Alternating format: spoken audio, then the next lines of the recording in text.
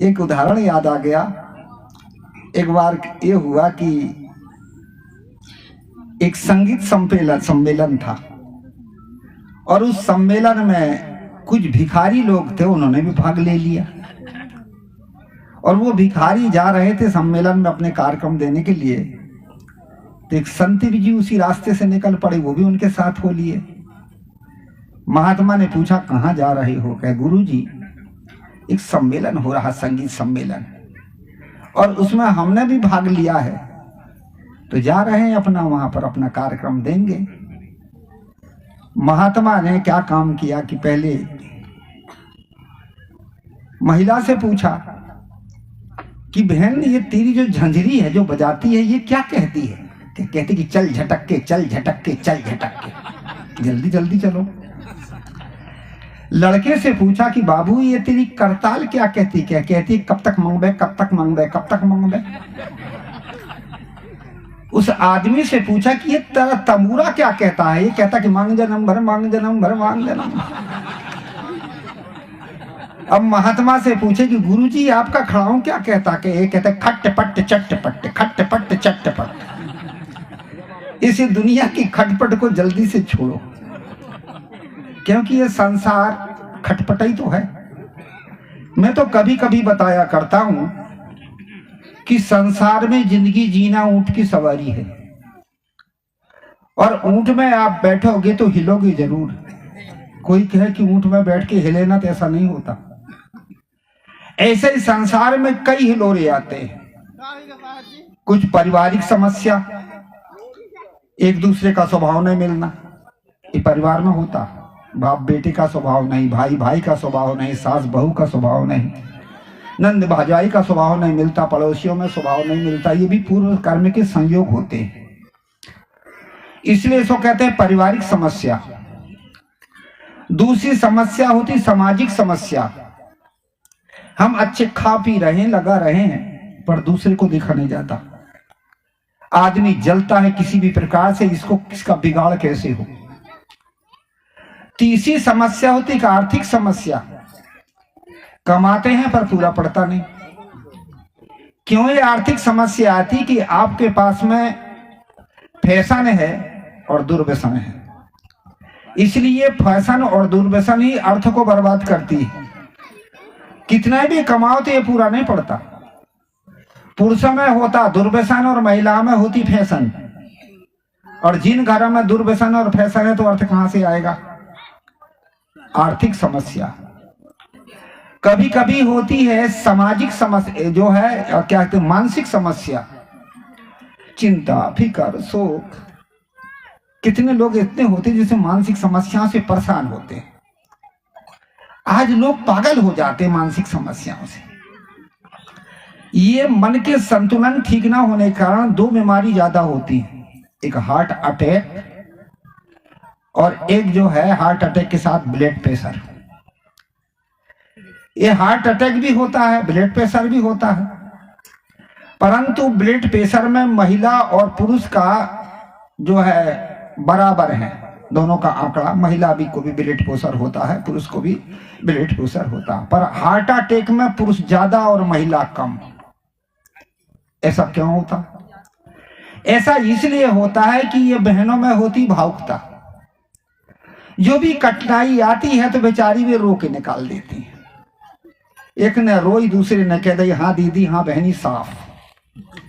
और आप रोगे तो लोग कहेंगे क्या औरत जैसे रो रहे हो, तो मसोस मसाट के अलग रोते हो। ये जो सिर के बाल है ना, ये महिलाओं के कम झड़ते हैं, पुरुषों के ज्यादा। ये क्यों झड़ते हैं? अब जो ज्यादा सोचता है ताकत पर तो झड़ेगा ही। हास्य कवि की एक कविता याद आ गई मुझे।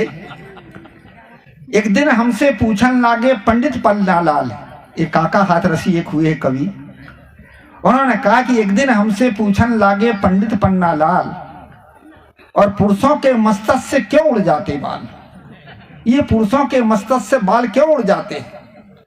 तो काका हाथरसी ने लिखा है कि हमसे प्रश्न नहीं बना तो हमारे गांव में एक लाल बुजग्गर थे, उनसे जाके पूछने लगे।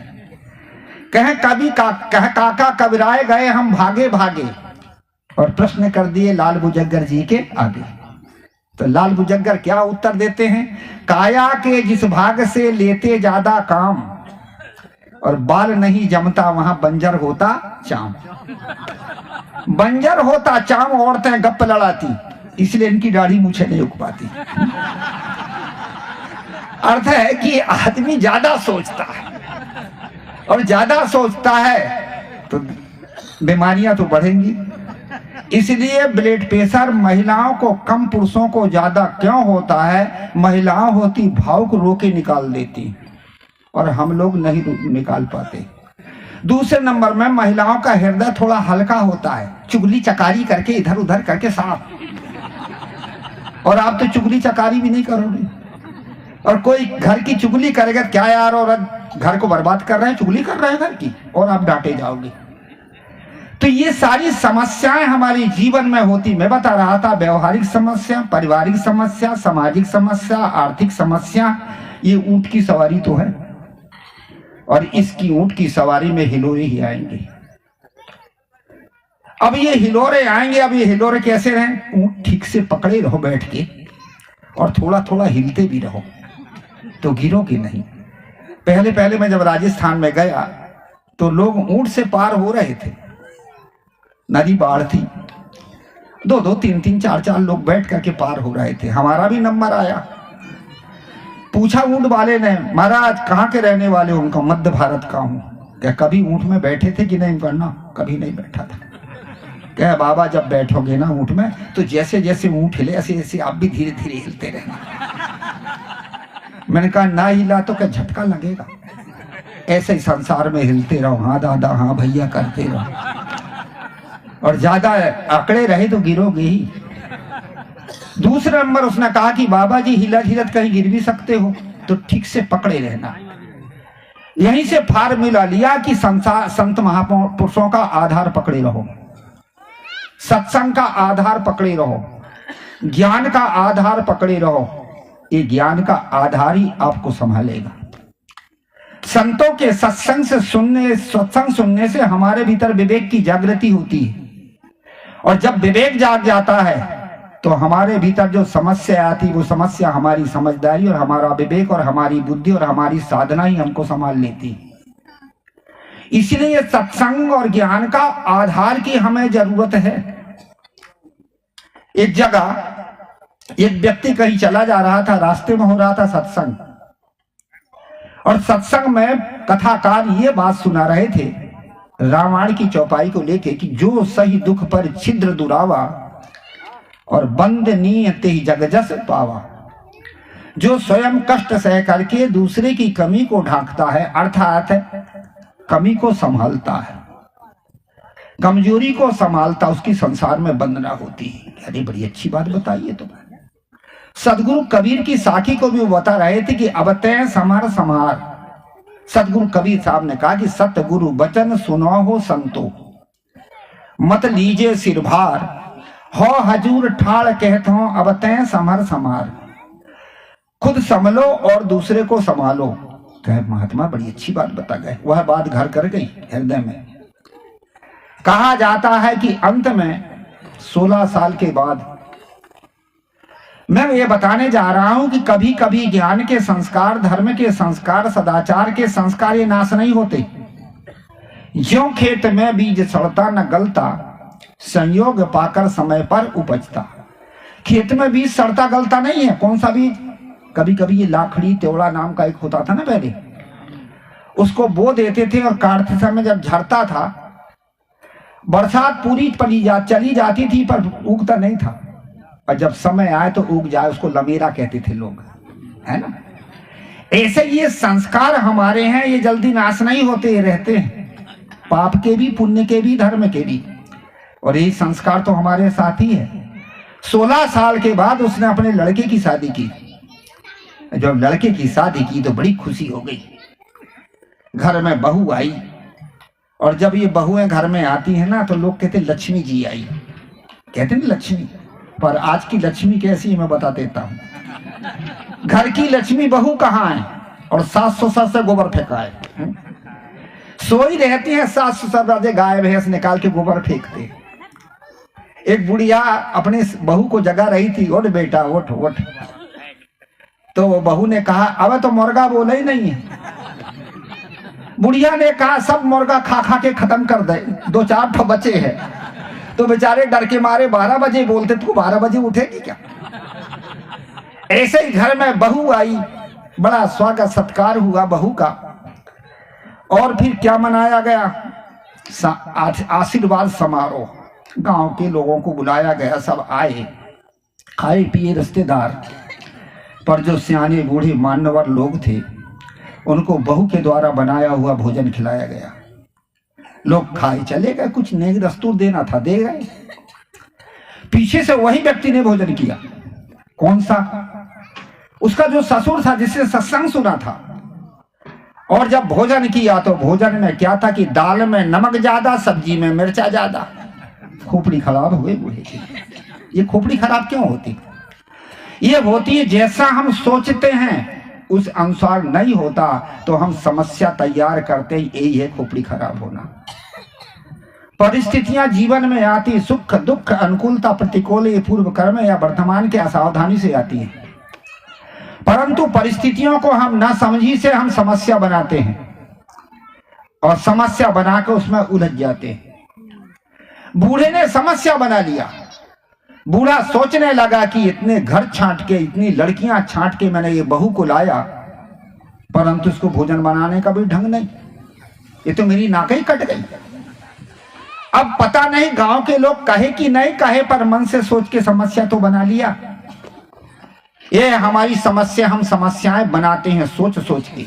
संत कहते हैं सोचो कम और समझो ज्यादा। जितना ज्यादा सोचोगे उतने दुख पैदा होगा। मेरे घर क्या क्या नहीं है, मेरे पास क्या चीज की कमी है, तो दुख होगा। और समझ लो कि जो मेरे भाग में वही तो होगा, तो आपको दुख और समस्या नहीं आएंगी। ऐसे ही बूढ़े ने समस्या बना लिया और सोचा कि चलो 2-4 सुना दूं बहू को। जब खोपड़ी खराब होती तो 2-4 तो सुनाई देते। कैसे सुनाते हो आप लोग? तेरे बाप घर यही खाते हैं, तेरी माँ ने ऐसे ही सिखाई है, खड़े खड़े बोलते हैं। ऐसे ही बूढ़े ने सोचा कि लाओ 2-4 सुना दूं, और झटपट सत्संग की बात याद आ गई। क्योंकि उसके भीतर विवेक था। विवेक आया, विवेक से जगा दिया। बड़ा सुंदर कहा कि जो गुरु बसे बनारस, शिष्य समुंदर तीर, बिसराए बिसरे नहीं जो गुण होए सरूर। गुरु यदि बनारस में भी हो, माने काशी जी में, शिष्य समुद्र के तीर बंबई कलकत्ता मद्रास में हो, पर गुरु का ज्ञान, महापुरुषों की शिक्षा ये नहीं भूलती। ऐसे ही जो है हमारे भीतर ज्ञानी तो गुरु है। हमारे गुरु जी का जब अंतिम समय था, सदगुरु श्री राम स्वरूप साहब जी, तो मैंने कहा साहब जी जिस दिन ये आपका शरीर नहीं रहेगा उस दिन हम क्या करेंगे? उन्होंने बड़ी सुंदर बात बताई। उन्होंने कहा कि तेरा गुरु तेरे भीतर है और उस गुरु को संभाल के रखना, वो तेरी रक्षा करेगा। उनका कौन सा गुरु? क्या जो मैंने ज्ञान दिया है, जो संतों से सुना है, जो धर्म महापुरुष, धार्मिक महापुरुषों से सुना है, वही गुरु है। गुरु थोड़ी कोई दूसरा होता है। बहुत बढ़िया। ऐसे ही उस बूढ़े क्या हुआ कि जब उसको एकदम से क्रोध आया तो झटपट विवेक जाकर महात्मा की बातें याद आ गई। महात्मा कह रहे थे कि खुद संभलो और दूसरे को संभालो। रे मैं क्या काम कर रहा हूं? ये है समझदारी। इसका नाम है विवेक की जागृति। ये कब होता? बिना सत्संग विवेक न हुई।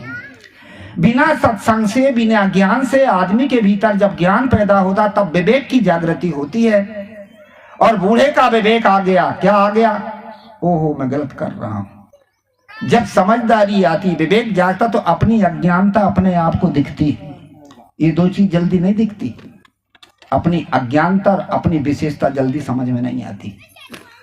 यदि अपनी विशेषता समझ में आ जाए कि मैं आत्मा हूं, मैं चैतन्य हूं, फिर परमात्मा की जरूरत ही क्या है? अपनी अज्ञानता नहीं दिखती है, दूसरे की दिखती है। ऐसे उसे अपनी अज्ञानता देखने में आ गई कि मैं गलत कर रहा हूं। ये तो अभी नई है, लड़की है। यदि कहूंगा, डांटूंगा, डरेगी, भय खाएगी, प्रेम कहां से पैदा होगा? दूरियां बनाएगी तो घर कैसा चलेगा? इसका नाम है विवेक। समस्याएं जीवन में आती हैं, पर हमारे पास यदि विवेक जागता है तो हम उसको सोचते हैं, समझते हैं, फिर समस्या का हल कर लेते हैं। बूढ़ा भोजन करने लगा, अपने क्रोध को रोक लिया, और जब भोजन करने लगा बहू ने पूछा, बाबूजी भोजन कैसा है? कहे बहुत बढ़िया है। बढ़िया बढ़िया कुछ नहीं था, मिर्चा से आंसू आ रहे थे। क्या बाबूजी आंसू काहे के? बेटा ये तो प्रेम के आंसू हैं। प्रेम के नहीं थे, मिर्चा के थे। बहू ने सोची कि प्रेम के आंसू के, सब्जी कैसी? क्या बहुत बढ़िया है। क्या एक चम्मच सब्जी और दे दूं? कि अब ज्यादा प्रेम बर्दाश्त नहीं होगा। इसको कहते हैं क्या है ये? समझदारी। संतों के सत्संग से हमारे जीवन में समझदारी आती है, और समझदारी के द्वारा हमारा विवेक जागता है, और विवेक से हम अपने आप को संभाल लेते हैं। इसलिए ये सत्संग की जरूरत है। सदगुरु कबीर साहब इसी बात को समझाने के लिए बड़ी सुंदर बात बता रहे हैं। मनुष्य को समझा रहे हैं, मनुष्य को संबोधन देते हैं। कई जगह कबीर साहब ने भाई रे, भाई भी शब्द कहा। सुजाती है तो सब भाई तो हैं। कहीं साधु शब्द कहा है, कहीं संत शब्द कहा है। साधु है जो साधना करता, तो मनुष्य तो साधना कर सकता, पशु पक्षी थोड़ी साधना करता। मनुष्य भक्ति कर सकता है, मनुष्य भजन कर सकता है, मनुष्य सत्संग कर सकता है। मंदसौर में मैं बता रहा था कि मनुष्य भक्ति कर सकता है, मनुष्य भजन कर सकता है, मनुष्य सत्संग कर सकता है। एक सज्जन ने कहा, महाराज रुको। उनका क्या बात है भाई? क्या आप कहते हैं मनुष्य भक्ति कर सकता, मनुष्य भजन कर सकता है, पशु पक्षी भी तो करते थे। उनका दो चार का नाम बताओ भाई। क्या हनुमान बंदर थे, भगवान का भजन करते थे। जामवंत रीछ थे, वो भगवान के भक्त थे। काकभुसुंडी कौवा थे, वो भगवान के भक्त थे। और शेष सुलोचना के पिता शेषनाग सांप थे, वो भी भगवान का भजन करते थे। मैंने कहा भाई ये सांप, बच्चू, कौवा, कोकरिया सब भजन करते, तो रामायण में तुलसीदास जी महाराज को ये नहीं लिखना थी बड़े भाग मानुष तन पावा। कह देते बड़े भाग बंदर तर पावा, बड़े भाग रीछ तर पावा, बड़े भाग सांप तन पावा, बड़े भाग कौवा तन पावा। क्या महाराज फिर ये कौन थे? ये मनुष्य थे।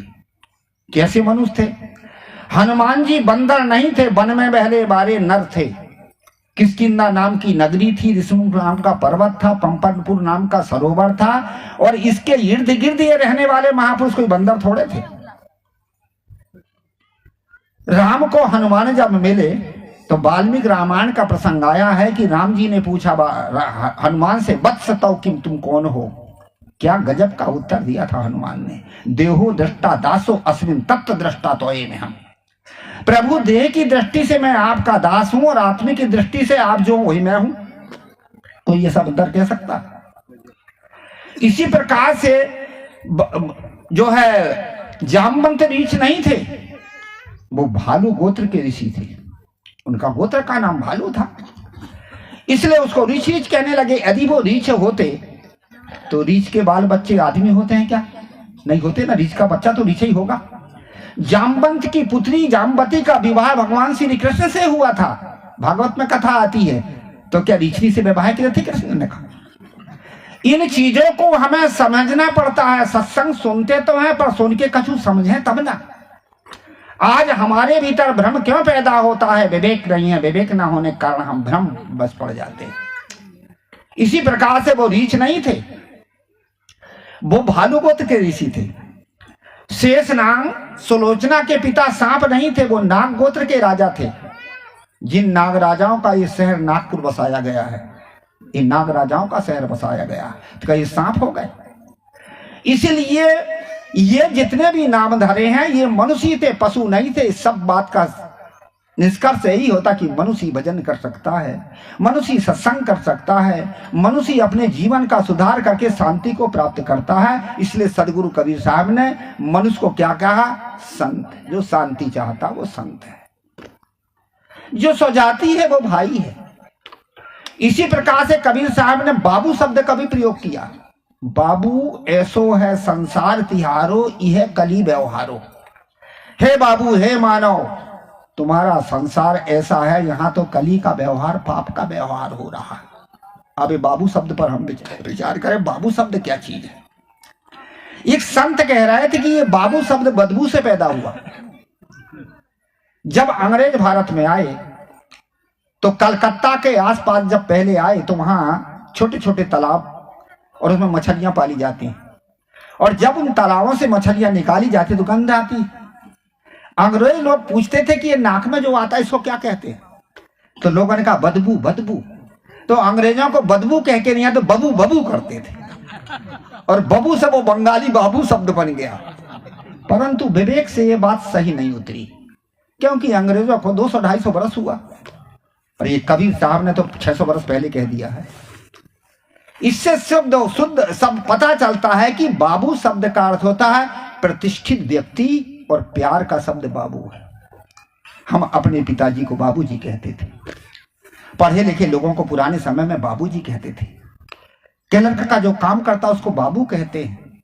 ये प्रतिष्ठे का शब्द है, और छोटे छोटे बच्चों को भी बाबू कहते हैं, ये प्यार का शब्द है। ये बाबू शब्द किसके लिए आता है? ये मनुष्य के लिए आता, पशुओं के लिए नहीं। इसलिए कबीर साहब मनुष्य को समझा दे, बाबू ऐसो है संसार तिहारो। और ये मनुष्य प्रतिष्ठा कब पाता है, प्यार कब पाता है? आप संसार में प्रतिष्ठा चाहते हो, प्यार चाहते हो, तो आपके पास 3 चीज आनी चाहिए। जब लड़ाई के मैदान में योद्धा जाता है, और या राजा महाराजा लड़ाई लड़ते थे, उस समय लड़ाई के मैदान में 3 चीज महत्वपूर्ण थी उनके पास। सबसे पहले हथियार, जिसके द्वारा और शत्रु को वार किया जाता था। दूसरे नंबर में ढाल, जिससे वार को रोका जाता था। और तीसरे नंबर में कवच, जिससे शरीर को सुरक्षित रखा जाता था। ये 3 चीज होती थी, और उसके द्वारा वो लड़ाई के मैदान में प्रतिष्ठा जीतता था, और उसकी होती थी प्रतिष्ठा। इसी प्रकार से मनुष्य कब प्रतिष्ठा पा सकता है? ये रूप रंग से नहीं, ये धन संपत्ति से नहीं, ये बाहर की प्रतिष्ठा है। प्रतिष्ठा कब पा सकता है? जब उसको वो अपने जीवन को सुरक्षित रखे। कैसे कैसे रखे, कौन कौन चीज चाहिए? सबसे पहले हथियार क्या है? विवेक, समझदारी। यदि आपके पास ज्ञान रूपी हथियार है, समझदारी है, तो आप प्रतिष्ठा पा सकते हो। दूसरे नंबर में लज्जा, यदि आपके पास है शील है, लज्जा है, तो गलत कर्म से जो है लाज करोगे तो बच जाओगे। और तीसरे नंबर में भय, यदि आपके पास डर है तो गलत कर्म से डरोगे तो बच जाओगे। ये तीनों चीज हमारे भीतर होती, मनुष्य के भीतर होती। सबसे पहले विवेक, समझदारी। गलत कर्म करने जाता था, एक बार आपका ज्ञान धक्का मारता, मत कर मत कर, आत्मा की तरफ का, कि आत्मा का स्वरूप ज्ञान है, और मन कहता कर ले, कौन देखता। जब आप मन के बहकाव में आते तो ज्ञान का पावर कम हो जाता, कर लेते हो। दूसरे नंबर का जो व्यक्ति है वो सीधा ज्ञान नहीं आता, पर लाज तो लगती है, गलत करूंगा तो दुनिया क्या कहेगी। ये पशुओं को लाज नहीं होती, छोटे छोटे बच्चों को लाज नहीं होती, समझदार को होती है। परंतु मन कहता कर ले, कौन देखता, तो मन के बहाव में कर बैठते हो। तीसरे नंबर में भय पैदा होता है, यदि गलत किया तो मार खाऊंगा, दुख पाऊंगा, कष्ट पाऊंगा, कलेश पाऊंगा। और आप पीछे में मन रहता कहते कर ले, तो आप लाज को भी छोड़ देते हो, तो प्रतिष्ठाहीन हो जाते हो। इसलिए संत कहते कि मन के पावर को कम करो और ज्ञान के पावर को बढ़ाओ। नित्य खरसान लोहा गुण छूटे, और नित्य की गोष्ठी माया मोह टूटे।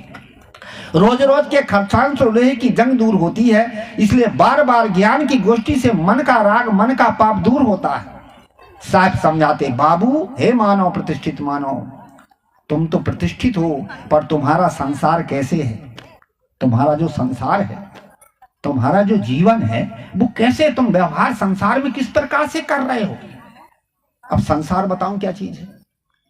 संसार पहले किसान लोग सन बोते थे खेतों में, जिसकी रस्सी बनाई जाती थी, और उस सन के सार को यदि भीतर की काड़ी को सनकारी कहोगे, लकड़ी को, तो वो टूटने वाली है। और छिलके को सार कहोगे तो बांधने वाला, यही तो संसार है। पहले बांधता फिर तोड़ के फेंक देता, इसी का नाम है संसार। ममता में पहले आदमी बंधता है, और पीछे से स्वभाव नहीं मिलता तो तोड़ के फेंक देता, ये तो संसार है। क्या संसार है? साहब कहते तुम्हारा संसार कैसा है? स्वार्थपूर्ण है। हम किसी से पहले लालच में बांधते हैं, और धोखा दे के पीछे से उसको छोड़ देते हैं, त्याग देते हैं, धुतकार के अलग कर देते हैं। इसलिए जो है साहब कहते तुम्हारा संसार कैसे है? ऐसा है। यह कली व्यवहारो, और यहां क्या चौध होता है? कली कहते पाप का व्यवहार होता है। अब ये पाप क्या चीज है? पाप है हमारे भीतर, मन में जब विकार पैदा होता तो वही बन जाता हमारा पाप। पाप कहीं अलग से नहीं आता, आपके मन में विकार बन जाता है। यहां पाप शब्द का अर्थ लिया है, पुराणिक कथा की मान्यता है कि पाप कली का अर्थ होता, कहते कलयुग में ज्यादा पाप होता था। अब हमारे पंडितों ने क्या बता रखा है, सतयुग त्रेता द्वापर में पाप ही नहीं था और कलयुग में ज्यादा पाप होता है। अब पुराण उठा के आप देखिए तो इनके भगवान कब कब अवतार लेते हैं, जब जब होए धर्म की हानि, बाड़े असुर अधम अभिमानी, और तब तब राम मनुष्य तन धरि भक्त हेतु लीला बहु करी। जब जब अधर्म बढ़ता है तब पाप पैदा होता है और भगवान अवतार लेते हैं और अधर्म को दूर करते हैं, पाप को दूर करते हैं। तो विचार करो कि सतयुग में भगवान को कितने बार अवतार लेना पड़ा, इनके 4 बार। तो पाप ज्यादा रहा होगा तभी तो अवतार लेना पड़ा 4 बार। मच्छ कच्छ बराह नरसिंह। फिर द्वापर में, त्रेता में फिर 2 बार, शायद पाप कम होगा, 3 बार राम परशुराम वामन। फिर द्वापर में 2 ही बार कृष्ण बौद्ध, है ना। अब कलयुग में पापा ही नहीं है तो भगवान की जरूरत ही क्या है। अब उल्टा हो गया कि नहीं। पाप का अर्थ होता है हमारे मन में जो काला मैलापना है, यही पाप है। और ये कब होता है, पाप का व्यवहार कब होता है, जब हमारे मन में स्वार्थ आता है तब। हमारे भीतर में भावनाएं होती, एक होती कर्तव्य भावनाएं, यहां से धर्म उत्पन्न होता है, धर्म भावना से कर्तव्य भावना आती है। मैं बाप का बेटा हूं, इसलिए मैं धर्म है कि मेरा कर्तव्य है कि माता पिता की सेवा करूं, इसको कहते हैं कर्तव्य भावना। धर्म जब पैदा होता है तो धर्म से हमारे भीतर में कर्तव्य भावना आती है। मैं बाप का बेटा, इसलिए मेरा धर्म है, मेरा कर्तव्य है कि मैं माता पिता की सेवा करूं। मैं पत्नी का पति हूं, इसलिए मेरा कर्तव्य है कि मैं पत्नी की सुरक्षा करूं। मैं भाई का भाई हूं, मेरा कर्तव्य है कि मैं भाई का सहयोग दूं। और मैं मनुष्य हूं, मेरा कर्तव्य है कि मैं मानवता को धारण करूं। जहां धर्म होता है वहां कर्तव्य भावना आती, वहां पुण्य होता, पाप नहीं होता। और पाप कहां होता, जहां अहंकार भावना होती, वहां अधिकार की मांग होती है और वही पाप होता। अहंकार है, बाप का मैं बेटा हूं, इसलिए बाप की संपत्ति में मेरा अधिकार, वहीं तो झगड़े होते हैं। मैं पत्नी का पति हूं, ये अहंकार है, इसलिए पत्नी पर मेरा अधिकार, पैर की जूती जब चाहूं तब पहनूं, जब चाहूं तब उतारूं। जहां हमारे भीतर धर्म भावना आती वहां पाप नहीं होता, जहां अहंकार और अधिकार भावना आती वहीं पाप होता। ये तो कली का व्यवहार है, इसलिए हम पाप करते हैं। गलत क्यों करते हैं, अहंकार और अधिकार से। संत कहते हैं अहंकार और अधिकार को छोड़ो, कर्तव्य का पालन करोगे, अधिकार अपने आप मिलेगा। माँ बाप की सेवा करो, समाज की सेवा करो, आपको प्रतिष्ठा मिलेगी, प्यार मिलेगा, प्रेम मिलेगा। पर हम ये नहीं करते। इसलिए पुराने समय में आप देखिए, जब आदमी के पास में इतना पाश्चात्य नहीं आया था, दूसरे देशों की नकल नहीं थी, तब हमारे धर्म ग्रंथों का अध्ययन करते थे, धर्म का व्यवहार थे। स्कूल में धार्मिकता सिखाई जाती थी, माता पिता की सेवा करो, गुरुजनों का आदर करो, ये महापुरुषों की इतिहास बताया जाता था। इसलिए आदमियों के भीतर धार्मिकता थी। आज तो हम कहां की चीजें सीख करके उल्टे हो गए। इसलिए वहां कर्तव्य भावना था, धर्म भावना थी। तो पुराने समय में जब किसी से पूछा जाता था, पुरुष से, कि आपकी ये कौन है पत्नी के प्रति, तो क्या कहते थे, मेरी धर्म पत्नी है, ऐसे कहते थे। धर्म भावना थी ना। अब धीरे धीरे पढ़ाई लिखाई का जमाना आया, सभ्यता आई, कहती ये मेरी श्रीमती है। और अब क्या कहते हैं अंग्रेजी के जमाने में, ये मेरी मिसेस है। और मिसेस कौन होती, मिसमाने बहाना बनाने वाली, इधर की बात उधर, उधर की उधर, बस। अब कहां से धर्म पैदा होगा, उल्टी सीधी बात बता करके, झूठ झापड़ करके अपने स्वार्थ को साधना। अब पुराने समय में पहले इन बहनों से पूछा जाता था कि बहन जी आपके कौन है, तो पहले की बहनें कहती है मेरे धर्म पति हैं। फिर धीरे धीरे कहने लगी मेरे श्रीमान जी हैं। और आज की बहनें क्या कहती है, ये मेरे हस्बैंड है। अब हस्बैंड का कौन होता, मन मिला तो हंसती है, नहीं मिला तो बैंड होगा, एक काम हो इधर। अब कर्तव्य छूटा तो बैंड तो हो गई होगी। इसलिए कहा जाता कि यहां पाप का व्यवहार, हमारे पास में स्वार्थ का व्यवहार है, धर्म का व्यवहार नहीं है। हम धर्म के व्यवहार से जिंदगी जिए, आज हमारा जीवन सुखी है।